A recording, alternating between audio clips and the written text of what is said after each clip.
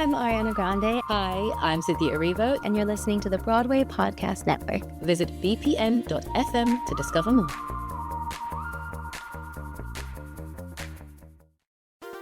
There's a cat over here. There's a cat over there. And the wrong one died. And the wrong one died.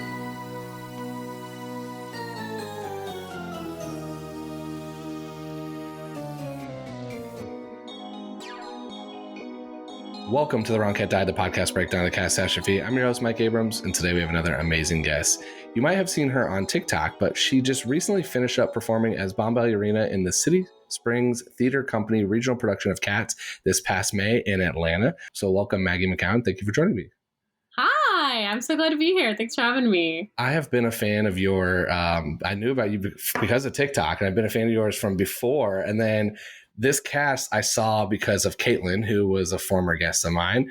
And then all of a sudden I started looking, I'm like, wait a second, there's a lot of people I've talked to, a lot of people I've seen on, theater talk type of thing. And I was super excited because it seems like an unbelievable production that you all got to put on.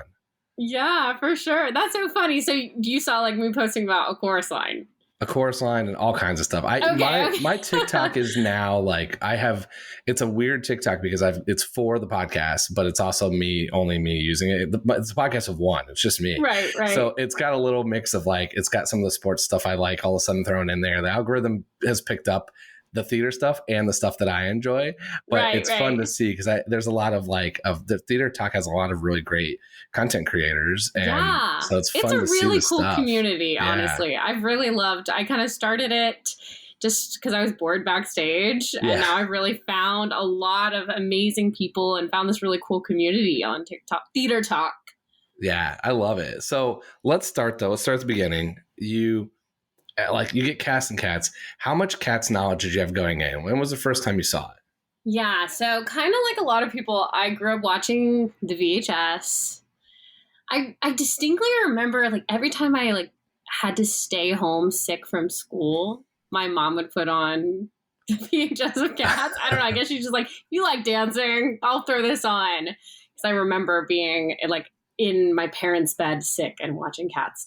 But other than that, I didn't know any of their names. Even before I auditioned, I was like, who sings McCavity? Like, which cat is I didn't know them. I was like, oh, the white cat is beautiful, but I really didn't have much knowledge about it. I was very I knew everything about a chorus line backwards and forwards. But when I would talk to CATS fans, I'd be like, I don't know about that world at all. And now I'm so deep in that world and I love CATS so much. So I can't imagine not knowing about it at all. But yeah, I really didn't have too much of a knowledge about it.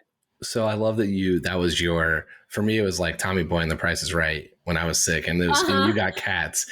Yep. So you watched it a bunch, but it was just almost while you're kind of barely keeping your eyes open sick, so you're not fully following it.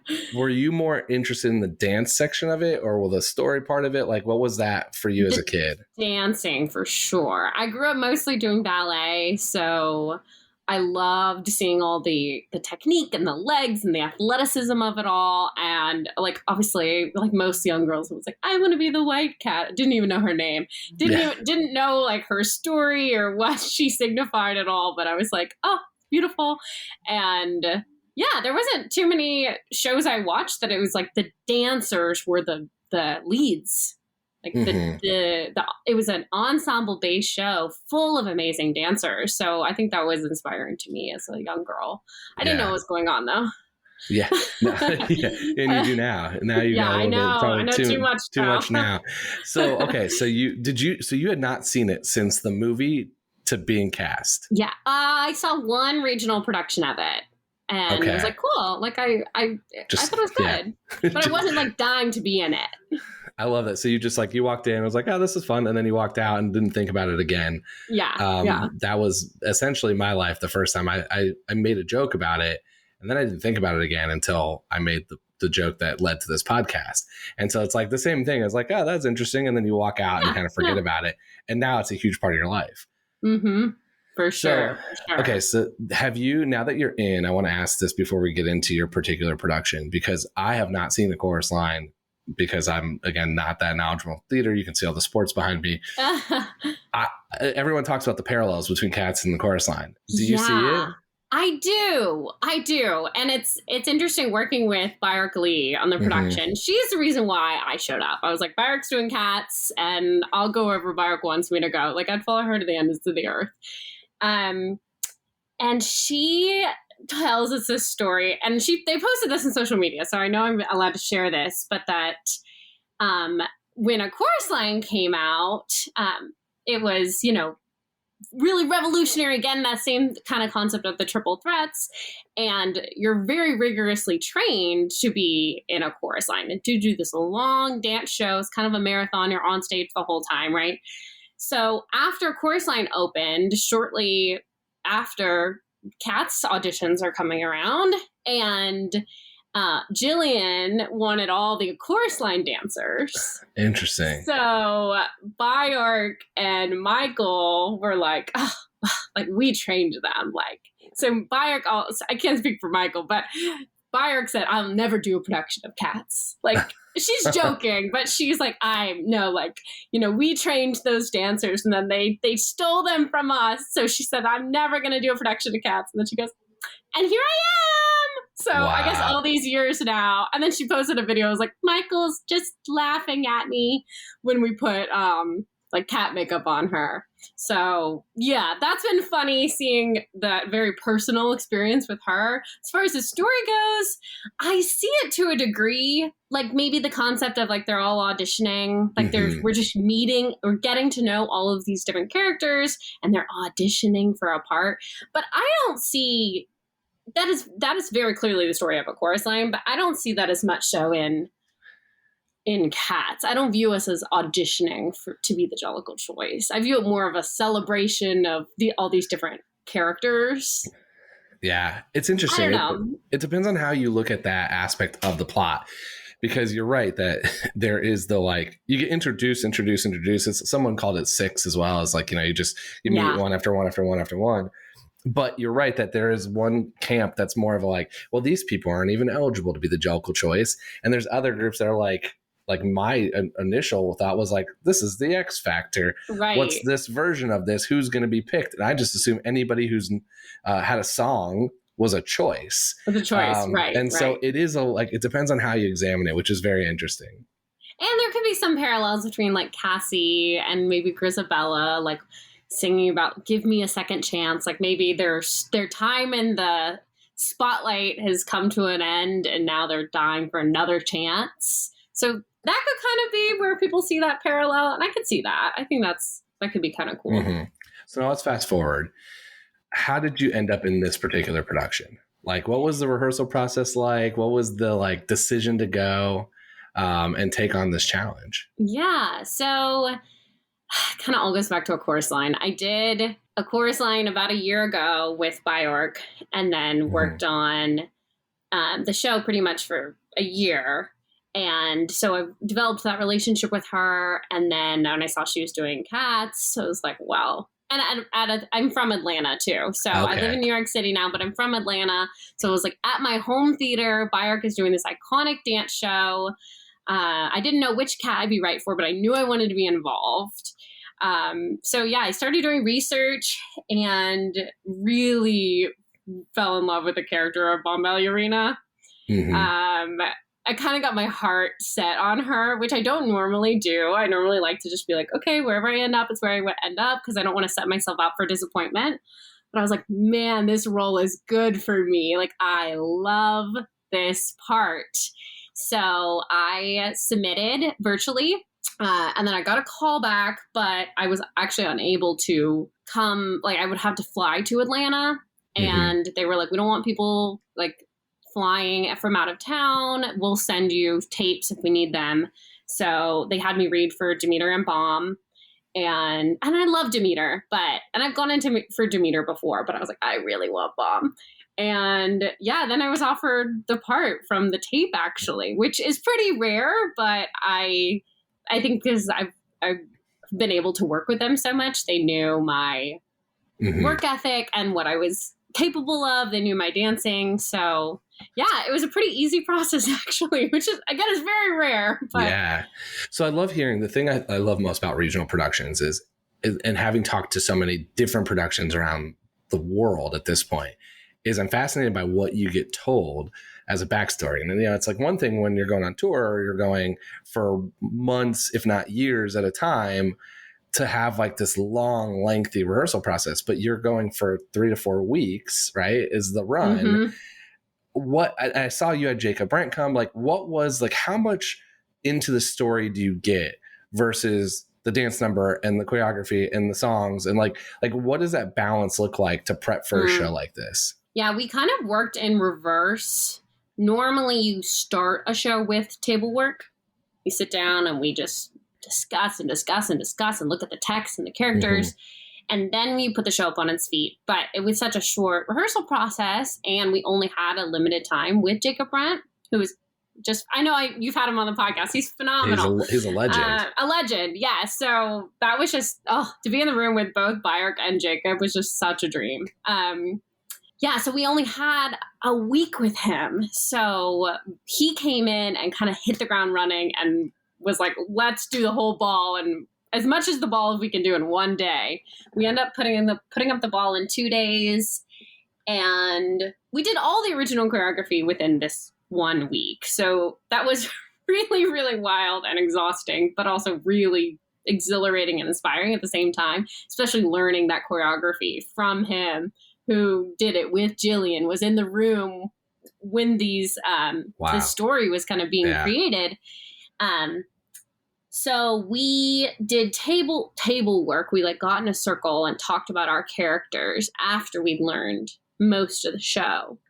So that was interesting because the show then, it was set, but then it kind of took on this new life. The day after we went in a circle and we all discussed our, Jacob went around and told us like kind of basis of who we were.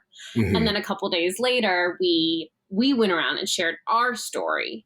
Even the kittens shared their story. That's not been pre-decided.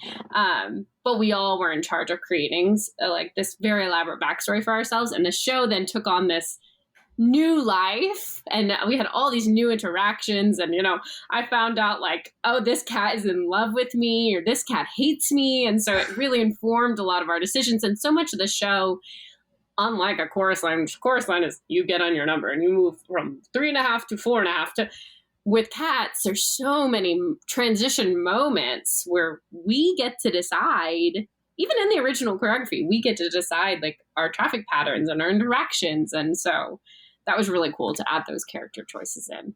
Yeah, that's really interesting to hear the reverse because, one of the things that Jacob's been the first where I'm like, well, I can't really argue against Jacob on like what I've heard from other people, but you hear these different things. And like, even recently, I posted a joke on Twitter and a fan immediately responded, and it was about Bomb and Demeter. And it was like, they were like, they're sisters. I'm like, well, are they sisters? Because I've heard they're sisters. I've heard they're not. I've heard they're, like that they're BFF and everything. So I posted on Instagram and I got about a 50-50 split, but every cast member that I've interviewed was on the not sisters camp, which I thought was interesting. But it's like, there's so many of these things that are open for interpretation and you could play it. But I think a lot of what comes from that is staging and friendships, off stage. And so it's interesting to hear that you started with the staging. So when you had that almost predetermined, I knew where I was going to be and who I was going to be standing next, and obviously who I might be dancing with. Mm-hmm. Did that influence when you wrote your own backstory? Oh, yeah, for sure. Okay. I want to hear your backstory. I was like, I hang out with Alonzo a lot. I must be friends with Alonzo. That staging absolutely predetermined some of my character. Okay, my backstory, Bomb's backstory. Yep. So what I was told is that I am like best friends with Demeter. We're not sisters as far as I know. That I had some sort of relationship with McCavity, and I'm very protective of Demeter now. And that I used to be like besties with Grisabella. And that's something I did not know. Mm-hmm. And that I kind of am flirty with Rum Tum Tugger. That's what I was given. Like, this is predetermined. But we really ran with this. Like, we really created these. Like, me and the actor who played Demeter would be on the phone, like on the car ride home, being like, "Okay, so then I came over, and then McCavity." Like, we had this elaborate story. But the abbreviated version is that Bomb, she's very independent. She doesn't need a title, doesn't need a man, likes being the cat that's people look up to and find powerful and maybe a little intimidating. And she's like very comfortable with her sexuality and very independent. So I decided about 3 years before the Jellicle Ball takes place, Bomb was being this independent lady when she met McCavity. And we think of McCavity as the scary cat in a fight. But actually from the text, we know he's deceitful and he's suave and he's outwardly respectable. So we think that form that we see him in the show that's not how you normally see him. That's scary McCavity. But normally he's taking on these disguises and he's really attractive and he's really suave. So he sweeps Bomb off her feet. She's kind of into the bad boy vibe. And then she starts to see that he's involved with crime and kind of running these elaborate cons. And he wants to use her in these cons, like kind of in a shady way. And I don't want to be a part of that. I'm like, I thought you cared about me. I don't want you to use me in your schemes. So I leave him. Around the same time, this is when Grizabella and Monk are together and Grizz leaves Monkey Strap. And I decided that McCavity kind of convinces me that him and Grizabella got together. I think that, I'm not sure if that's true, but he deceives me into thinking that. So then flash forward 3 years later, I've heard the stories about Grizabella now out on the streets, being a cat about town. And I know she's involved with McCavity. And I think, wow, here's a cat that I'm strong enough to say no. I didn't get involved in the shady things he wanted me to do. And she does. She gets involved with him and gets involved in that life of crime and just a shady world. So I think for Bomb, that's why I'm really looking down on her. And I also feel betrayed because as far as I'm concerned, like she got with my man. Yeah. Is that, I love it. No, it's great. I'm trying to piece together because there is a part of me that always thought that Grizabella could have been Bomb's mom. And that could be part of it, but I like the friend, older sister-ish vibe. Maybe not actual relation, but yeah. Jacob told me that we used to be at least I don't know if we're the exact same age. I think she's a little older than me, but that we used to be very good friends. And Demeter's took her place in my life. Got it. Yeah. And so, okay, so that makes sense. And so you're like, yeah, she betrayed you. There's also I've heard a little fear that like that could be the path you could go down if you're not careful, but you've stayed away. Absolutely. And that's same with Demeter. Like Demeter then, so she's supposed to like kind of tell me in the first act. One time she just looked at, we were trying to decide, like, she's just gotten back from this scary snafu with McCavity, and when does she tell me? When do I find out that she's been with him? Because something else is that Monkey Strap and I don't speak about him or Grizz. So that's why I could rationalize, why am I so protective over Demeter, but I'm, ruthless towards Grizabella, is that Demeter didn't know my past with McCavity. So then when she tells me, I'm like, girl, like, oh my gosh, like, I'm so glad you got out. This is what could have happened. And so then Demeter and I are looking at Grizabella with such different eyes. Me being like, you should have gotten out. You should have known better. And Demeter being like, wow, this could have been me if I had stayed. Wow. In the end, I think we all were victims of McCavity, but kind of have different journeys with the way we like find that forgiveness for ourselves and for him and for each other. Have you had that moment with your Demeter before you sing the incredibly sexual song about McCavity? Yes. Okay. Yes. In the first act, she tells me. And one day we were about to do Gumby Cat. And she looks over me and was like, I was kidnapped by McCavity. And I was like, oh, like, I didn't know what to do. And I was like, when the day's hustle. I did not know what to do with that information. Yeah, and then finding how we rationalize why McCavity is so sensual is like, I think that duality of he's so bad, but he's so suave and deceitful at the same time, and kind of like that, remembering those days when maybe you got involved with a bad boy. Like I know he was bad for me, but like, wow, he was a charmer. Like, yeah, there's been a couple people that have basically said that Bomb and Demeter had the same experience, but Bomb liked it and Demeter didn't, essentially. Like, and that's kind of a very dark way, I think, to think about it. It's honestly this is the storyline I have the most trouble with as just like a viewer from the outside, because I'm always like, every time I go see this show, there's kids everywhere. You watch it when you're homesick. And I'm like, the one thing that everyone has said is true is Demeter was sexually abused by McCavity. Like, that's the one truth that we know. And I'm like, how is this this is a full storyline. Now, granted, it goes over everyone's head because you don't notice it and most people don't pick up on it, but it's so dark. It's like a very dark piece of this. And honestly, in our production, we really didn't want to lean into that too much because it's just a lot for an actor to walk around playing trauma and playing abuse. So we kind of played that both of us were in scenarios where we felt icky and uncomfortable, but we aren't playing the sexual abuse. We're more playing like, this is what could have happened. Yeah. So we don't have to kind of walk around with that.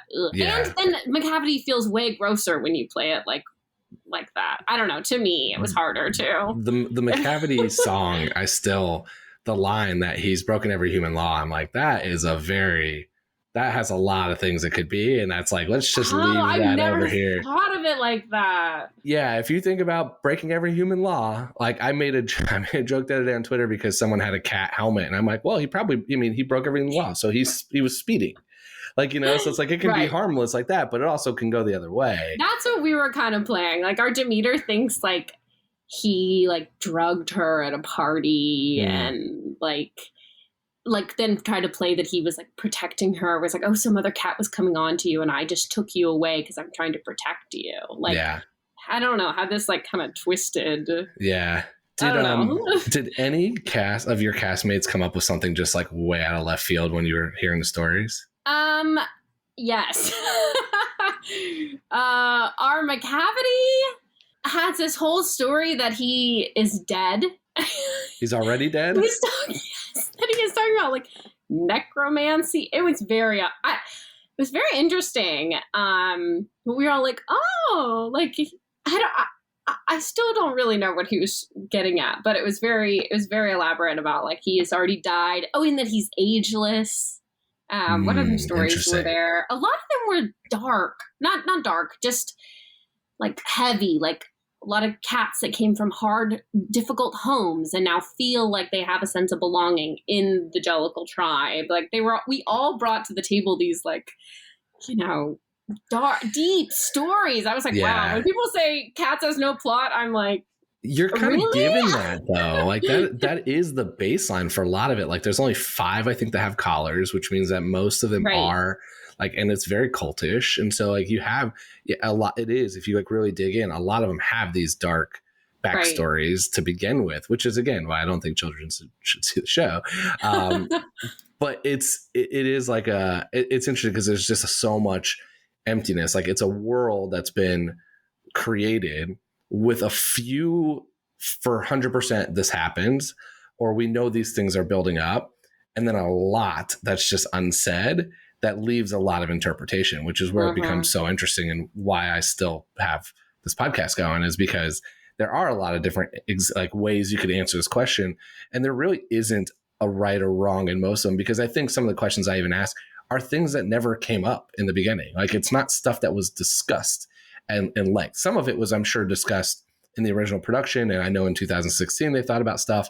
Hearing you all come up with your own like circle of stories, like you are creating this, but there isn't necessarily a right or wrong answer to most of it. Like there is some kind of gray area that this world has built, which is what makes it, I think, unique. And I think it's why there's so many fans, like a very diverse set of fans to the show, because there's probably something in you or yourself that you can see in one of the characters or part of the plot that allows you to relate to it.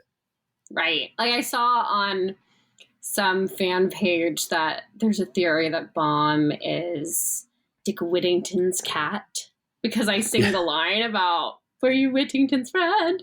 And I was just like, who is at home being like, I wonder. And then Gus sings about Dick Whittington, understudying Dick Whittington's cat. So everyone looks at me during that moment. I'm always like, yeah, it's just crazy. And honestly, endless backstories, or who's related to who. Like, we've all created these interesting relations. It's really fascinating. I totally get why people go down these rabbit holes theorizing. Yeah. About the plot. Is there any relationships that your cast created that maybe would be different? What I love is there's a group of people that are, especially with the original production, where they're like, this is the way it is and nobody can tell me otherwise. And there's people like me who are like, yeah, of course they could be together. Like, I could sell you on why this person and this. Like, I had a love triangle between Grisabella, Jelly, and Buster Jones, and everyone's like, wait, what? So I think it's open, but what did you all create? There really are so many. I can mostly just remember my own. Pouncival is like in love with me. That's sweet. Okay. He's like, oh, like, hey, and I just like, I mean, he's a child to me. I'm like, hi, like, so like after I get rejected by Tucker, he's like, I'll be with you. Yeah. So that's cute. And then there's also theories that I'm Stella Bub's mother, and we're not quite sure who the father is. Could be Rum Tum Tugger, but our Tugger is like, no, I'm not the dad, so we're not quite sure. I'm trying to think. Jelly Lorem and Skimbleshanks are kind of a thing in our production. Okay. Yeah, I don't know. I can't think of any others off the top of my head, but the theory that Victoria is Grisabella's mother. Or Grisabella is Grisabella. That's another very 50-50 thing. Interesting. Or that, who are the children of Deuteronomy? Are we all the children of Deuteronomy, or is it just? Well, we said 99 wives. 99 wives. I know. So there's a good chance there. I mean, again, it's just very open. I've had people send me what their version of the family tree is. I've attempted to build one myself, and it's impossible. So much. Because and then it goes back to what Angela Weber said, which is they're just cats, and cats just exactly frolic around, and which means that they're probably a lot together, which is and you have a celebration of that with a ball. Yep. Absolutely. In the end, we're just cats. One thing I did want to ask about is I did hear a couple people use this podcast to like hear how other people approach their characters. Is that true? Oh, listening to the podcast? Yeah. I listened to a couple episodes. I was like, I want to hear what other bombs or other people have said about their characters. Yeah. That's wild to me. I love hearing theories. That. Yeah, absolutely. Why not? For sure. That's so cool. I mean, it's cool for me because it's like always been my joke of like, all right, I'm ready to direct one, and then it's like, no, you have Jacob Brent coming. Like, you have someone who really knows what they're doing. But it's been fun to hear that like people like are using this to hear how other people have interpreted their cat, which is what's so fun about this is that it's like basically a record of at least their thought process from it. Well, it's so fascinating when you meet someone else who's as passionate about cats as you are. Because so many people don't get it. They're like, oh, it's cool. That's awesome. Like, the dancing was so great. And that's all. They're like, the dancing and singing was awesome. They don't see anything else. But when you meet other people that are like, so which cat do you think? Like, you get to theorize about these things. That's so exciting. So I think this podcast gives you, an opportunity to get into other people's brains who are just as passionate about it as you are. Yeah, it's fun for me because like I live in New York and this is not my full-time job. I watch a lot of sports like this. I don't live in the theater world besides being part of this podcast network and attending like and going. I can't dance. I can't sing. And I didn't grow up. I played one thing in my entire life as a kid growing up because I played very high level travel hockey. So I was like never in the shows as a kid. Like I lived the opposite life. And now I'm in this place where I kind of like, if someone, it doesn't come up like right away. I'm not like, let me tell you about my podcast type of thing. But every once in a while, someone's like, yeah, I just saw Cats. And I'm like, yeah, what'd you think? And then it's like a very strange, weird, like, I know a whole lot about it for a very, very, very weird reason. And it becomes fascinating when you get somebody who is in that world and that thought process. Right. It's like, Oh no, I grew up with it. I love it. I knew it.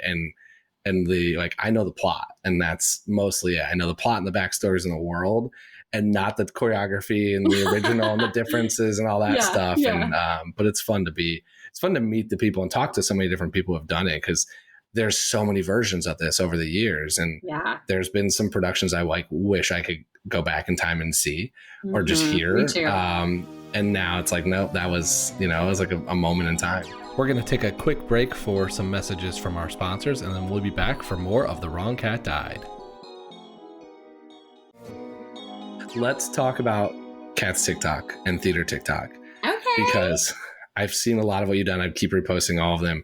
I firmly believe that everyone in doing a CATS production has the best built-in content creation possible, because you can do transitions.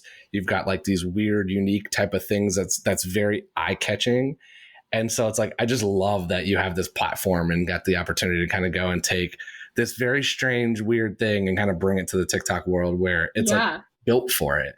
So I initially got involved with posting on TikTok because I was a fully offstage swing in a chorus line, had a very small role and a lot of time to kill. So I was like, this is a great time to start making content backstage.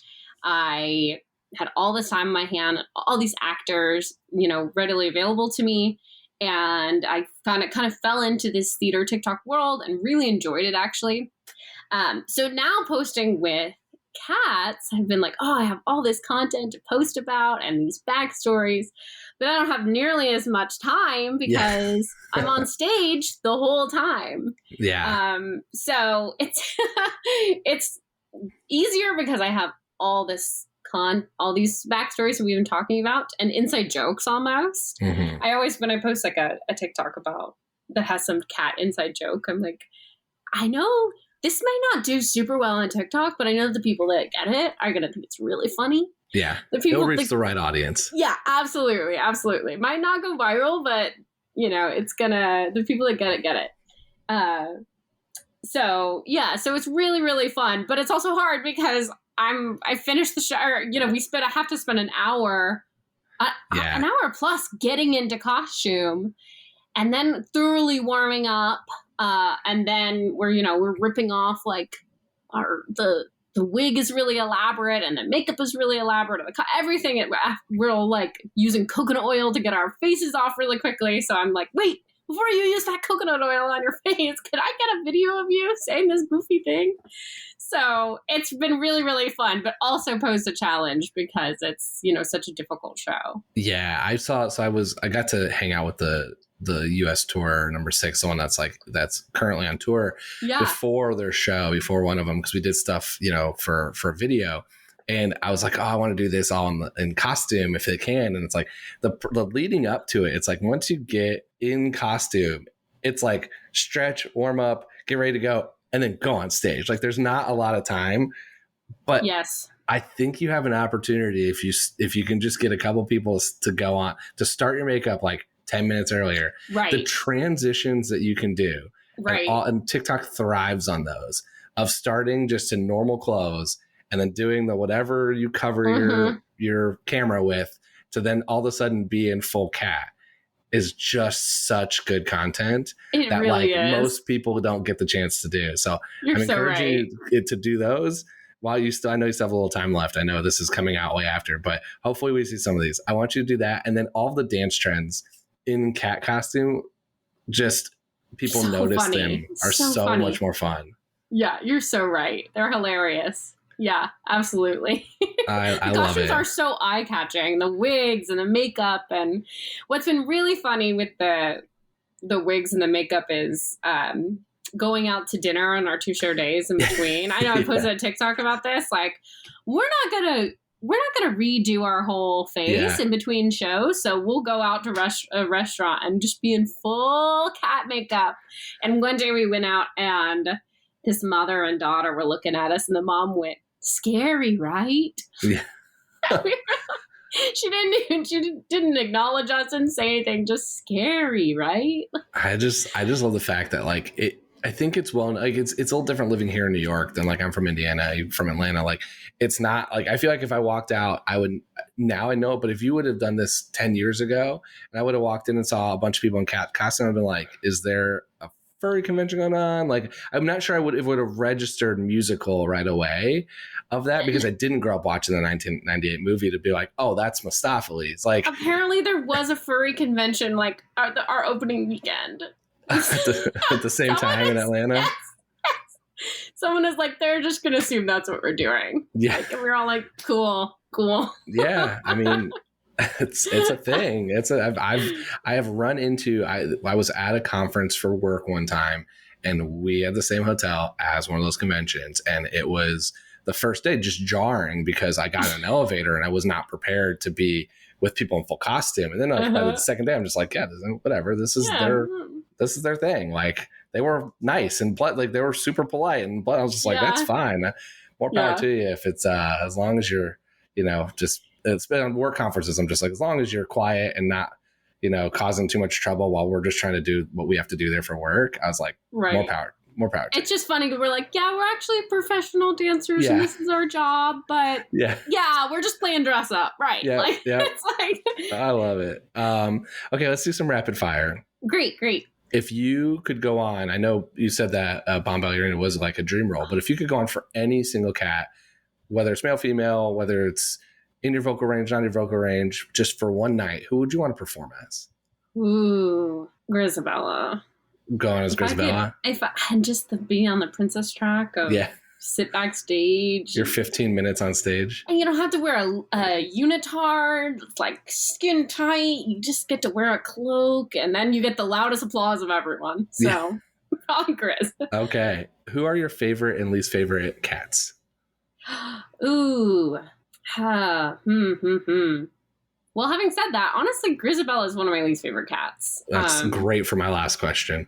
Yeah, I don't know. Well, I know you're going to ask me, and I'm really dreading the question, but I think Gris is a little manipulative, at least in our production. She's admitted that she like shows up late. She is very dramatic. She falls to the ground, and obviously for, personal bond reasons, she's betrayed me. So I don't love Gris. I used to not like Jenny. I used to think she's kind of a lot, but she's like, she's kind of one of those friends that you're like, whoa, you're a lot, but I just love and accept you anyway. For Jenny. Weirdly, I'm not good friends with the twins, Bomb and the twins. I guess I'm answering for Bomb right now.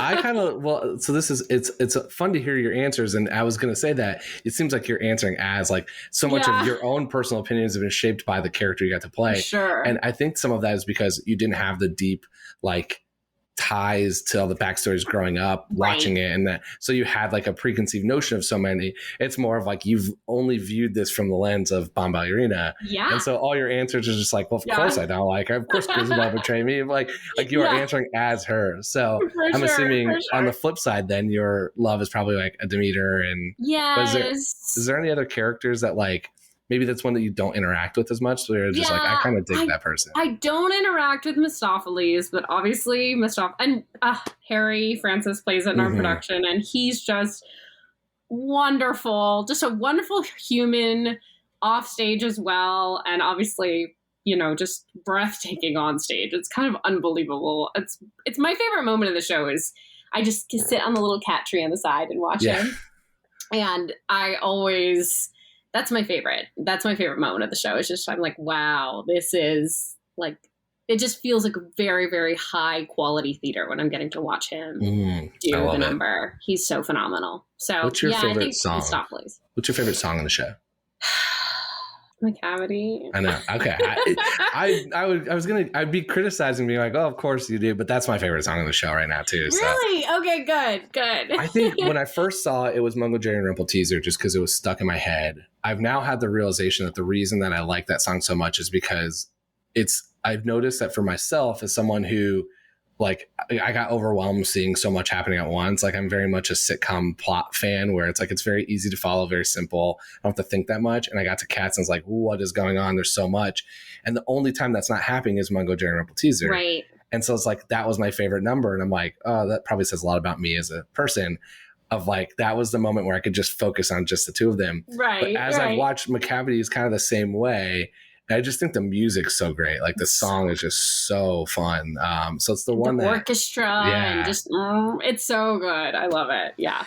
I have a lot of thoughts on this one, but I want to hear what comes to your mind. But which cat do you think would be the best on TikTok? Like if they were a TikTok influencer? Oh wow! I've never thought of this. I have lots of answers for this, so I'm ready. Interesting. Okay, I think Skimbleshanks would be good at treating it like a business. Posting at the correct time. I'm so not like that. I just post whenever I feel like it. I can't do all like the research of the right time to post or when, so I think Skimbleshanks would be good at the business side. I think, I think the kittens would be good, like, etc. Because they're young and hip and cool at the times. I'm surprised you haven't said you. Bombalurina. I think she would be dancing and like dancing up a storm, doing all the different trends. That was Bomb and Tugger were my first two original answers. Oh yeah, Tugger, duh. Because every Tugger on TikTok does amazing. Like Rum Tugger TikTok is a thing. But I think where this gets interesting, if you start thinking about, I wouldn't say they're niche, but like the ones that are very specific to a type of like content. I think Buster Jones is cooking. Yeah, I think there's probably doing reviews somebody. Someone's on the book talk. Like Jelly Lorm is probably like an avid reader and is on the book talk. Like I think there's a couple of these. Like Victoria's probably doing some stuff dancing too. Like there's some like niche but interesting. Yeah. Okay, I think could go in there. I see it. I definitely see it. Yeah, like Mustafas would be great at it too. You're so right. You're so right. Okay. I know you don't want to answer this question, but I got to ask you now. I want you to either defend your least favorite cat or I want you to pick who you would choose as your Jellicle choice and why. So I initially was very much the wrong cat died. I was like, wow, this is so unfair to Gus.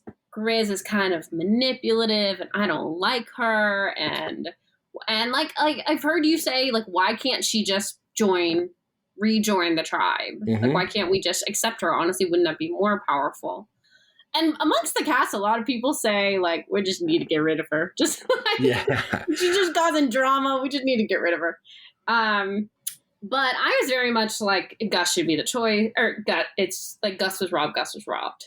And talking to Jacob, and the longer I've done the production, I now think it's got to be Grizz. And a turning factor for me was that, at least in our production, we're playing that she's going to die. So if she doesn't go this year, she can never go. Like, we're playing that she has, like, some kitty disease, like kitty, like, STI or something like that. And she looks bad. She looks like she's going to die. You know? Yeah. That ruins my criteria. So like that ruins my current argument, which is if she's not going to make it to next year, then it does become different.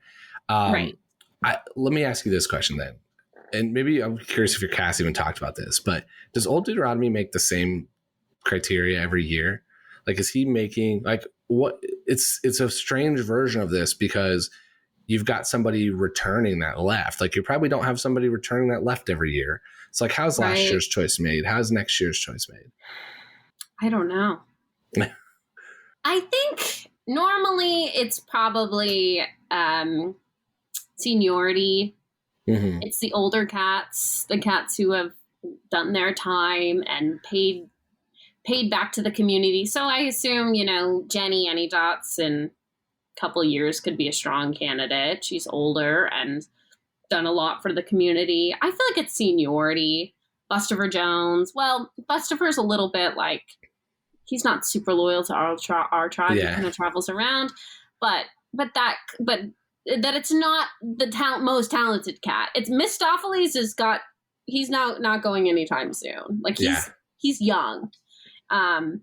So yeah, I think it's seniority normally, and that's why this year is different, because I think Grizz is not old, at least in our production. She's around Bomb and Demeter's age. Mm-hmm. And I also think that's what makes the end so powerful, is that she doesn't deserve it.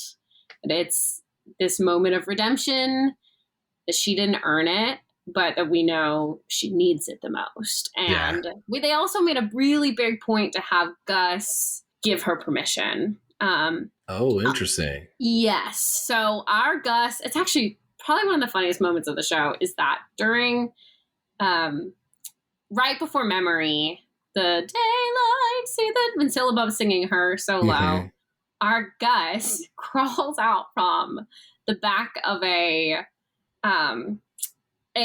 tunnel that we have, like army crawls. And if you can't see it from the audience, but all of us can see it. So we're like watching Syllabub, but we're watching Gus like crawl out. It's really so funny because he's not with Jelly Lorm at the time. So he's playing that he can't walk without someone. And he sits right next to me. All of Memory, he's like shaking and reaching out to her.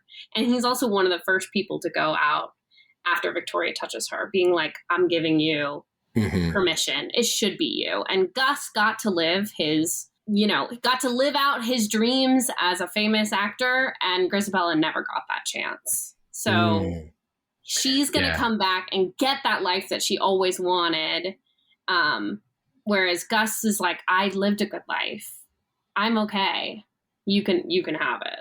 So, yeah, there is a moment in the 1998 movie where he goes from his back turned to all of a sudden like, okay, and then reaches out. And so I do think there is like supposed to be that moment of where he's accepted that he's no longer the choice, because I think there's a lot of belief that he was the choice. And that is an integral part for us to believe that Grizabella is worthy. I kind of love that. It's like you were fully on board here, and then good old Jacob Brent had to go in and try to convince you so that way you can play it correctly on stage that Grizabella is the right choice. And that's what I'm going on. I'm going to send him a message and be like, Jacob, you guys stop convincing people against my podcast. I know. But at the same time, like when you're producing and when he's doing what he's doing and coming in and helping, it's like, well, you've got to all play it, because otherwise it's weird. Like it wouldn't work if you all went on stage and were just like, nope, we don't want to send her, but like, go ahead today.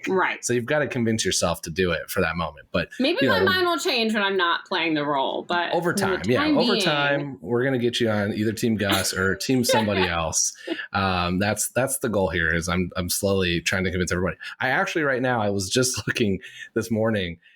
It's pretty close to 50-50 of like Gus and Grizabella are pretty much most of the votes. But Grizabella does not have half the votes, which is pretty wild when you think about, I've done 120 plus episodes of this, multiple guests, there's a lot of votes, and she doesn't even win half the time of this.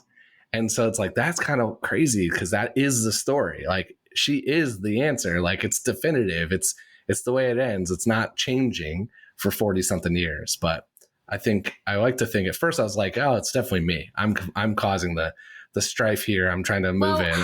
But I'm like, no, it can't be, because this it hasn't changed. Like the order's been 50-50 from the beginning before I even started. I think it's also the theme to me. If someone says, what is CATS about? It's about redemption and forgiveness. Yeah. So, and it's about, she didn't deserve it. She didn't earn it. She wasn't the most talented cat, and she didn't, give to the didn't give to the tribe the most. She actually gave to the tribe the least. And it's the tribe saying, like, who are we going to be moving forward? So a big turning point for me is that, the first time she comes out, I'm very like, don't touch her. I'm very, influential in the group. I'm telling the kittens, I'm telling them how to feel. They don't know who she is. And I think my turning moment in the end is this the legacy I want to leave? Like, is this, I look at the kittens wanting to touch her, and I'm like, do I want to teach them to hate? So I think that's why we need to turn around the Jellicle tribe. And it has less to do with that Gus deserves it less, and more just that old Deuteronomy sings about our character in the end. So it's we're deciding what is our character. So I agree with every single thing you said, except for that she has a disease that's going to kill her. Because I think like you still have the same story if she gets accepted back and you just send somebody else up. But it's, it's open. It's open for interpretation. Yeah. This has been so fun. How can everyone stay in touch with you on social media and see the amazing TikToks and everything else you're doing and working on? Yeah. So my Instagram is Maggie_McCown, and my TikTok is XOXO Maggie MC, Maggie Mick. So yeah, come find me. We will put that in the description so people can find it. And thank you so much for sharing about your production and your experience and all the fun you've had doing this show. Yeah, this has been so much fun. I love talking about this stuff. So I'm so thankful to have gotten to chat with you today. Awesome. Well, thank you. And thanks everyone else for listening to this episode of The Wrong Cat Died, the podcast breakdown of the CATS atrophy. To follow along, you can subscribe on Apple Podcasts, Spotify, Stitcher, or anywhere else to listen to podcasts. Follow us on Twitter, Instagram, and TikTok at The Wrong Cat Died, or check out our website, thewrongcatdied.com.